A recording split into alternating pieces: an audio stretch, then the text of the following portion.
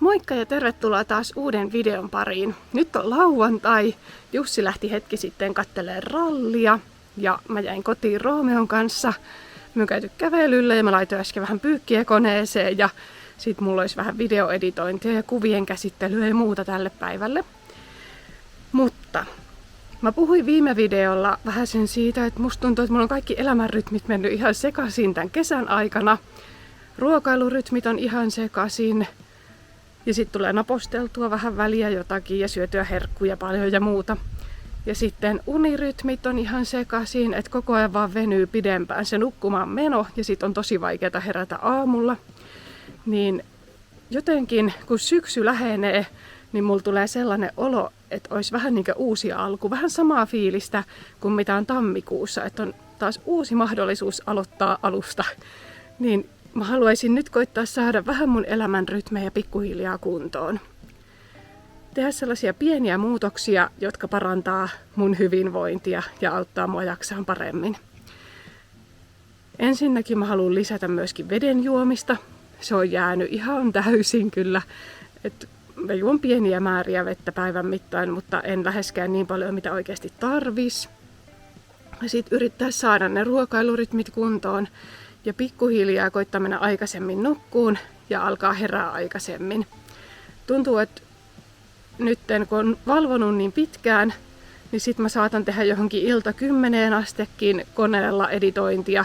Menee ihan älyttömiin aikoihin. Et mä aloitan niin myöhään tavallaan päivällä työt, niin sitten ne menee johonkin ilta 10 asti. Ja sit tuntuu, että mä en ehdi tekemään mitään muuta kuin vaan niitä editointihommia koneella. Joten nytten yritetään, että saataisiin jotakin järkeä näihin arkirutiineihin, tai yritetään saada arkirutiinit kuntoon ja jotakin järkeä tähän mun päiväjärjestykseen. Kesällä mä nyt oon antanut vaan mennä ja ottanut vähän rennommin, mutta nyt kun syksy koittaa, vielä ei ole syksy kuitenkaan. Mä ajattelen, että elokuu on vielä kesäkuukausi. Nyt on lämpimiä päiviä ja aurinkoista ja kaikkea, niin tää on vielä kesää tää elokuu. Mutta silti syksy lähestyy, joten mä haluan koittaa saada vähäsen niitä mun elämän rytmejä kuntoon, että mä jaksan paremmin. Huomenna on sunnuntai. Mä ollaan huomenna Särkänniemeen mun siskon kanssa. Huomenna on aikainen herätys, joten se on hyvä alku tähän, että yritetään herätä aikaisemmin. Ja tänäänkin kun Jussi lähti tonne ralleihin, niin herättiin aikaisemmin. Niin nyt tästä tulee jo viikonlopusta 2 aamua, kun on herätty aikaisemmin. Ja sitten ensi viikon alusta yritetään myöskin saada niitä, että päästäisiin aikaisemmin nukkuun ja herättäisiin aikaisemmin. Mutta mä lähden nyt käynnistelemään tietokonetta. Mulla on paljon editoitavaa tälle päivälle. Ja voitaisiin ottaa taas se vesipullo käyttöön, että olisi tavoitteena juoda sitten vaikka 2 pullollista vettä päivässä. Koska tolleen kun mä juon lasista, niin mä saatan ottaa sille lasin pohjalle aina vähän sen, kun tuntuu, että on jano. Ja sitten oikeasti mä juon jonkun 2 lasillista vettä päivässä, niin se on liian vähän. Joten lähdetäänpä sisälle ja hommiin. Mä oon laittanut taas kukkasia tänne pöydän alle ja sitten ton grillin siiven alle tonne molemmin puolin. Meinaan kun sataa vähän väliä vettä, niin ne kärsii, kun ne on koko ajan ihan vaan ylimärkiä. Tuukko sä Roomeo sisälle kanssa? Me tultiin just lenkiltä äskettäin, niin nyt voitais mennä aloittelemaan hommia. Mä kävin silloin myöskin toukokuussa jo verikokeissa, kun mä kävin lääkärissä. Ja silloin lääkäri laittoi mulle viestiä omakantaan, että mulla on punasolut jotenkin pieniä, että mun pitäisi syödä rautaa. Ja mä sit koitin syödä sille obsidania, mitä mulla oli tuolla kaapissa, koska mun on pitänyt syödä rautaa tosi monta kertaa ennenkin, kun mun laskee veriarvot tai rauta-arvot tosi helposti. Mutta se obsidan on silleen vähän huono, että mun tulee siitä vähän maha kipeäksi. Ja sitten, kun siinä on tosi tarkkaa, että ei saa ottaa maidon kanssa ja pitäisi olla ruoan jälkeen tai ennen ruokaa ja mitä kaikkea siinä oli, mä en edes muista. Mutta kuitenkin sitä on hankala muistaa ottaa sit aina silleen, että ei ottaisi ruoan kanssa sitä tai muuta. Niin mä astin sit kokeeksi tällaista rautalääkettä, niin tässä ei ole mitään väliä, että mihin aikaan tämän ottaa, tai että voi ottaa ruuan kanssa, tai ihan miten vaan. Että on jotenkin eri tavalla valmistettu. Ja ei tuu maha kipeäksi eikä mitään, niin tää on ollut kyllä nyt tosi hyvä, mutta mä oon 1 paketin tätä syönyt, ja tää on aika kallista, että vähän kyllä kirpasee ostaa lisää. Tässä on vain 20 kapselia, ja olikohan tää 26 € tai jotakin. Mutta joo, mä oon miettinyt tosiaan, että jos se johtuu tästä rautajutusta osittain myöskin se, että mä oon ollut nyt niin väsynyt, niin täytyy nyt yrittää syödä tuota rautaa sitten vaan. No niin, nyt mulla on vesipullo. Tää oli 5,7 desiä, eli vähän reilu puoli litraa. Niin jos yrittäisi näitä saada vaikka 3 päivän aikana juotua. Yritetään, katsotaan miten käy. Patu juoksi sieltä. Mä yritän taas olla supertehokas ja tehdä 2 tietokoneen taktiikalla. Mulla siis toi tietokone lataa tuolla nyt video YouTubeen, minkä mä sain eilen illalla vielä editoitua. Joskus varmaan 10:30 lopetin editoimasta, mutta sain tehtyä kuitenkin. Niin se latailee tuolla, ja sit mä ajattelin, että mä tällä nyt alan tekemään niitä valokuvia, mitä mun piti käsitellä. Sitten mun pitäisi tehdä 1 työvideo myöskin, niin sen mä ajattelin tehdä tällä koneella kanssa. Kun tässä mulla on editointiohjelma, missä on enemmän mahdollisuuksia, kun sitten toi, millä mä teen noita YouTube-videoita iMovie, niin siinä esim. Ei pysty suoristamaan klippejä. Että jos on kuvannut vinossa, niin sitten ne on vinossa. Ja sitten siinä on tosi huonot ne väri- ja valosäädöt myöskin. Niin, se on vähän semmoinen kökköohjelma, mutta tuohon koneelle ei mahdu lataa mitään muuta. Ja sitten kun mä oon sitä käyttänyt niin pitkään, niin sillä mun on ihan tosi nopea tehdä, kun mä osaan ne kaikki pikanäppäimet ja muut, niin sillä on nopea editoida.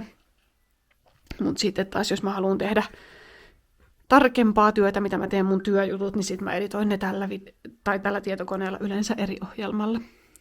Mä haaveilen siis, että mä pystyisin joskus ostaa vielä sellaisen MacBook Proon, missä olisi paljon tilaa, että mä pystyisin lataamaan sinne videoeditointiohjelman.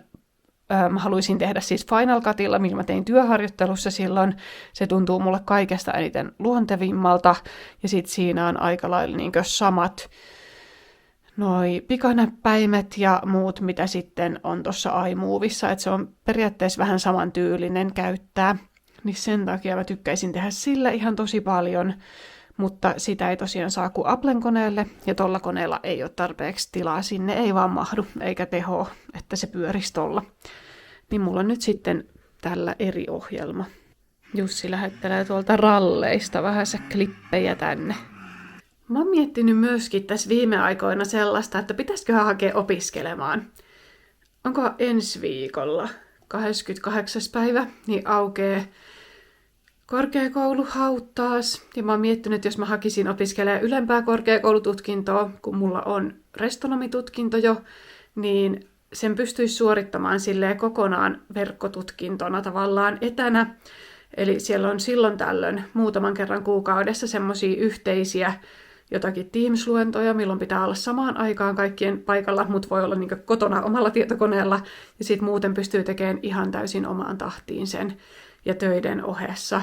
Ja toi tutkinto, minkä mä löysin, niin mä uskoisin, että siitä olisi tosi paljon hyötyä mun oman yrityksen pyörittämisessä myöskin, ja niin mä pystyisin siihen tutkintoon hyödyntämään mun omaa yritystä, esim. Opparia ja kaikkeen. Niin tällaista mä oon nyt miettinyt, mutta sitten se, mikä siinä on ainoa mutta, on se, että riittääkö mun voimavarat opiskeluun.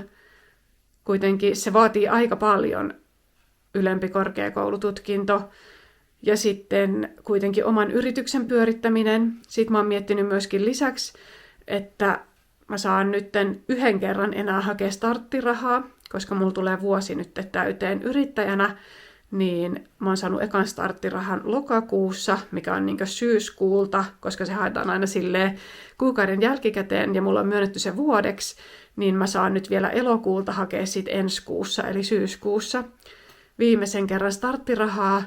Ja sitten kun joka kuukausi mulla ei ole ollut niin paljon noita palkallisia työkeikkoja, että mun täytyisi keksiä jotakin muuta tähän luultavasti lisäksi vielä.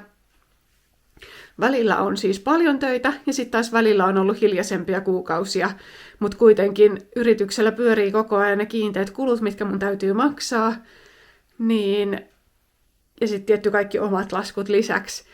Niin mä oon nyt miettinyt sellaista, että mä ilmoittautuisin, tai itse asiassa mä oon jo ilmoittautunut Easylle, mikä on tämmöinen henkilöstövuokrausfirma, tai mikä se onkaan, välitysfirma.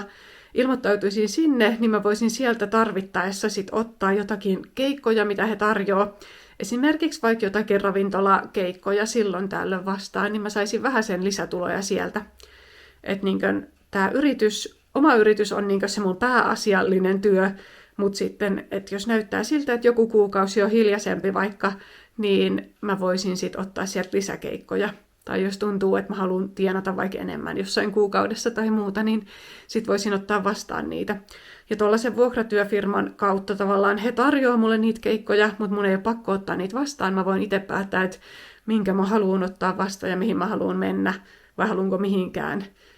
Niin sen takia toi olisi semmoinen potentiaalinen vaihtoehto. Mulla on nyt ensi viikolle sovittu tapaaminen, että mä menen sinne haastatteluun. Mä oon aikaisemminkin tehnyt siis Easyn kautta hommia ja oon tehnyt monen muunkin henkilöstövuokrausfirman kautta silloin aikaisemmin opiskeluaikoina. Myöskin ennen kuin mä sain sit vakkaripaikkoja, niin oon tehnyt kyllä. Et mulla on paljon kokemusta tällaisista. Ja noita ravintolajuttuja tulee aika paljon keikkoja ainakin, että haetaan tiskaajaa tai tarjoilijaa tai keittiöapulaista tai jotakin, ja mulla on kaikista näistä kokemuksia, niin mä uskoisin, että mä voisin saada kyllä sieltä jotakin keikkoja sitten tarvittaessa. Niin mä menen sinne ensi viikolla haastatteluun, ja sitten mä ilmoittaudun myöskin Baronalle, mutta sieltä ei ole kuulunut yhtään mitään, niin katsotaan nyt sitten. Mutta tällainen on mulla vähän niin kuin backup-plääni tällä hetkellä, että jos tulee hiljaisempia kuukausia oman yrityksen kautta, että ei olekaan kuvauskeikkoja tarpeeksi.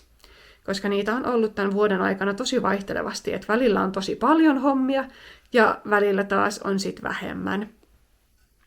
Niin tällainen backup-plääni on hyvä olla olemassa, että miten tulee sitten toimeen, jos vaikka ei olekaan jossain vaiheessa.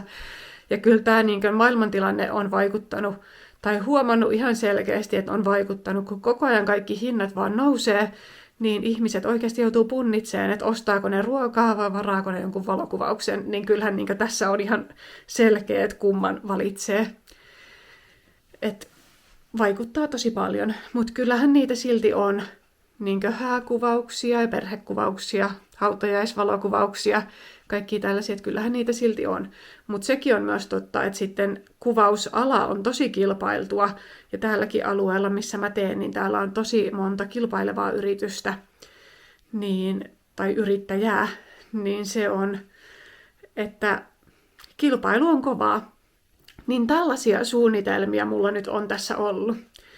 Että mä ilmoittaudun sinne Easylle ainakin, että vois saada sieltä työkeikkoja, ja sitten harkitsen sitä kouluhakua. Mun mielestä se on ensi viikolla, jo 28. päivä, onkohan? Ei vielä ensi viikolla, vaan seuraavalla viikolla. On 28. päivä, niin silloin aukeaa ne kouluihin haut. Mä oon kattonut 2 tutkintoa, mihin mä voisin hakea, mutta sehän ei ole mikään todellakaan läpihuutojuttu, että pääsenkö mä.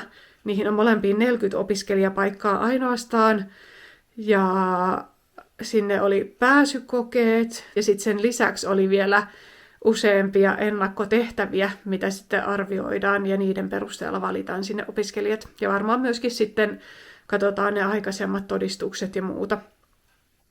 Et ei ole mikään läpihuutojuttu, mutta mä ajattelin, että voisihan sitä aina yrittää. En tiedä, tuunko pääseen, mutta aina voi yrittää. Mutta joo, tällaisia pohdintoja mulla on nyt ollut tässä. Mä oon pohdiskellut, että mitä mä oikein nyt teen. Ja se mua justiinsa on stressannutkin, että kun mä oon tiennyt, että starttiraha loppuu ihan justiinsa. Se on ollut tosi hyvä lisä tähän nytten koko ajan. Ja sitä voi saada siis maksimissaan vuodeksi uusi yrittäjä. Niin nyt mulla tulee se vuosi täyteen ja loppuu starttirahat, niin sit mä oon miettinyt, että mitä jos tulee sit hiljaisempi kuukausi, että mun rahat ei riitäkään laskuihin jossain vaiheessa välttämättä, niin että on sitten toi mahdollisuus, että voi ottaa toisen alan töitä sitten lisäksi tollaisia keikkahommia. Ja just se, että silloin voi itse myöskin valita, minkä ottaa ja mikä sopii omiin aikatauluihin ja muuta, että ei ole ketään muuta tekemässä niitä työvuorolistoja, että silloin pitää olla paikalla. Ja noita voi tehdä tolleen niin kuin sivutoimisesti sitten siinä oman yrityksen ohessa, niin se on tosi hyvä juttu. Tällaisia pohdintoja. nyt mä jatkan hommia. Kello tulee 12:30, joten alkaisi olla lounasaika. Niin antaa ton koneen jähtyä sen aikaa. Mä en tiedä, ylikuumeneeko se jotenkin, koska se tosi usein, jos mä pidempään käsittelen kuvia, niin tekee tolle, että se yhtäkkiä vaan menee pimeäksi ja jatkaa hurinaa. Ja mistään ei tapahdu mitään, mistään ei pysty tekemään mitään muuta kuin väkisin sammuttaa. Ja sitten antaa se hetki jähtyä ja vähän päästä se toimii taas. Ärsyttävää silti. Mutta tehdään tässä välissä lounasta. Mulla alkaa ollakin vähän nälkä. Ja tää on hyvä nytten, koska muuten mun olisi varmasti venynyt taas lounasaika. Ja oli kerta tarkoitus koittaa saada niitä ruokarytmejä kuntoon. Mä menen käymään nyt kasvihuoneella hakemaan vähän tomaatteja ruoan kanssa. Ja toivotaan, että tuossa Lightroomissa on toiminut toi, että se tallentaa itsestään niitä. Että mä joudun aloittaa ihan alusta. Yleensä se kyllä toimii hyvin. Täällä on alkanut paistaa aurinko. Nätti päivä taas. Hyvä keli niillä olla rallia katsomassa. Toivotaan, että huomennakin olisi hyvä keli, kun mennään Särkänniemeen. Nyt alkaa täällä kyllä hyvin kypsyä näitä. Et nyt ei auta kuin syödä vaan paljon tomaatteja. Mä otan nyt tämän verran tällä kertaa ja käyn hakemaan vähän vettä ja kastelen näitä samalla äkkiä. Jääkaappi näyttää aika tyhjältä, mutta tällaisen annoksen sain loihdittua omalta maalta: kesäkurpitsa, perunat, tomaatit ja kurkut. Ainoa mikä on kaupasta ostettu on kalapuikot. Koska jääkaappi oli tyhjä, niin pakastimesta löytyi kalapuikkoja. Tällainen lounas nytte. Mun ratkaisu tähän, että tää kone ei sammu, on, että mä laitan tänne ihan taakse jonkun jutun, että on vähän sen irti pöydästä täältä, niin sit kun se tuulettaa tuolta pohjasta, niin se ei tule niin kuumaksi. Tää yleensä toimii, mutta mä en vaan muistanut sitä äsken tehdä, niin sitten se sammu. Mä sain kuvat käsiteltyä ja laitoin tiskit tuossa välissä jo, ja tiskikone olisi nyt käynyt. Avataan täältä luukkua vähän, että se alkaa jähtyä. Mä myös unohdin jo, että mulla oli täällä pyykkikone päällä, joten nyt pyykit kuivuu ja mä laitan vielä toisen koneellisen pyörimään. Koska on tuommoista lakanapyykkiä lisäksi, niin laitetaan niitä. Ja sitten toinen koneellinen lähtee siitä pyörimään.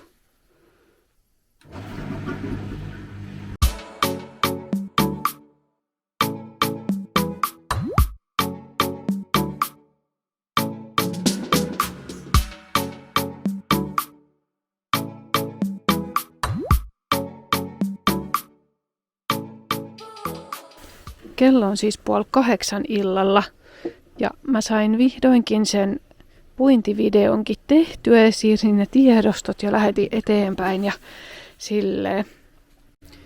Käytännössä siis koko päivä mennyt taas tietokoneella kyllä.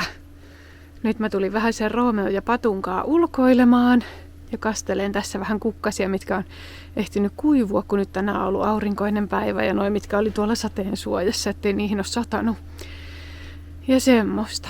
Mun täytyisi alkaa katsoa huomiselle, mitä mä otan mukaan ja mitä mä pukisin, kun mä lähden sinne Särkänniemeen. Meillä lähtee kuljetus tuolta keskustasta 8 aamulla, eli mun täytyisi olla siellä. Mun täytyisi siis lähteä kotoa 7:30, ja jos mä käyn aamulla suihkussa ja muuta, niin mun täytyy varmaan 5 herätä. En tiedä. Katsotaan nyt. Mutta mä haluaisin toisaalta käydä aamulla pesee hiukset, niin mä saisin ne paremmin. Nyt kun on tyvikasvua niin paljon, niin sit mä en saa niitä muuten oikein hyvin. Mut joo, pitäisi katsoa kohta, että mitä kaikki otan mukaan. Mut ollaan nyt vähän aikaa pihalla. Mitäs kamuliinit täällä?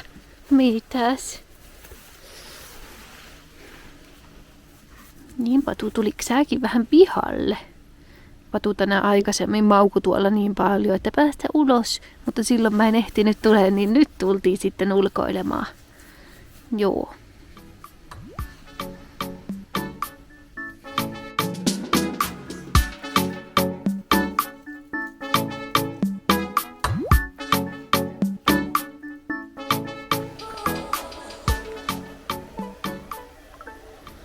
Mihin sä oot, Patu, menossa? Mä ajattelin, että mä ois kävelty tonne, mihin paistaa aurinko, kun mä haluaisin mennä aurinkoon. Mutta Patu on eri mieltä, se haluaa mennä tonne. En mä ainakaan, Patu, tuu kyllä sinne.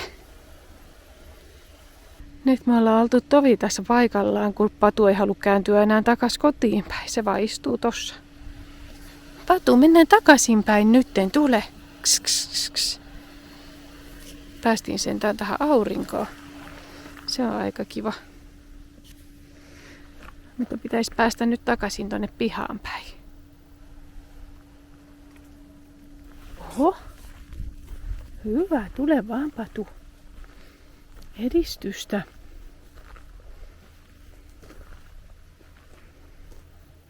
Romppu ihmettelee, että miksei me oikein mennä jo tonne pihaan. Mun on pitänyt jo pitkään pitää se arvonta täällä sen kunniaksi, kun tuli 2000 tilaajaa täyteen täällä YouTubessa. Siitä on jo aikaa, mutta jotenkin tää on vaan venynyt ja aina siirtynyt vaan eteenpäin. Niin nyt mä aion pitää sitten sen arvonnan. Mulla on 2 tuotetta, mitkä mä aion arpoa. Ja ne tulee niinkö samaan pakettiin. Niin tällainen pieni arvonta edes kiitokseksi jollekin teistä sitten, jotka olette tilannut mun kanavan.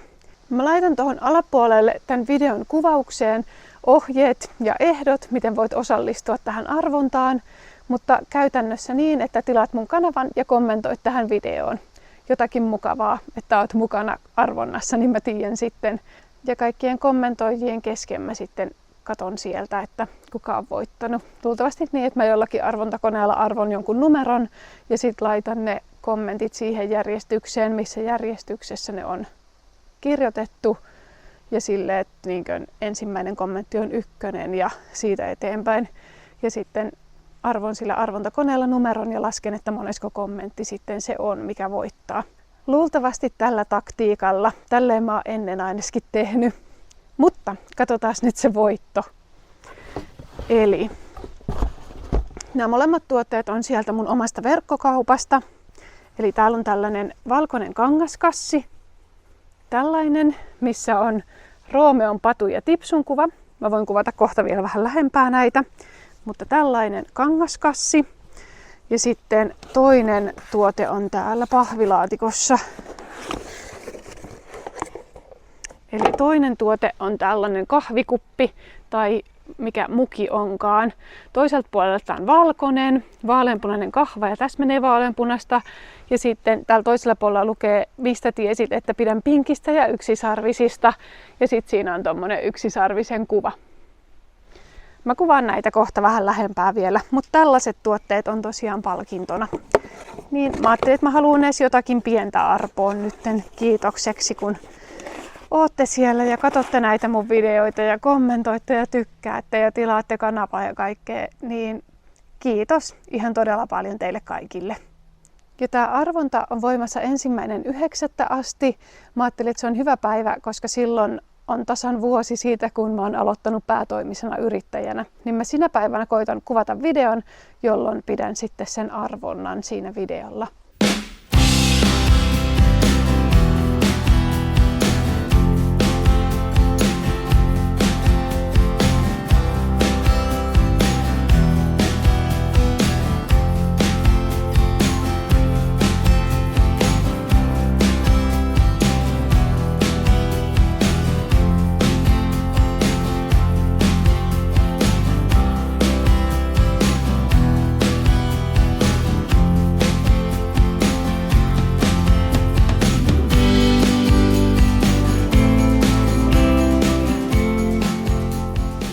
Tässä kohtaa haluan kiittää myöskin, että katsoit tämän videon. Toivottavasti tykkäsit.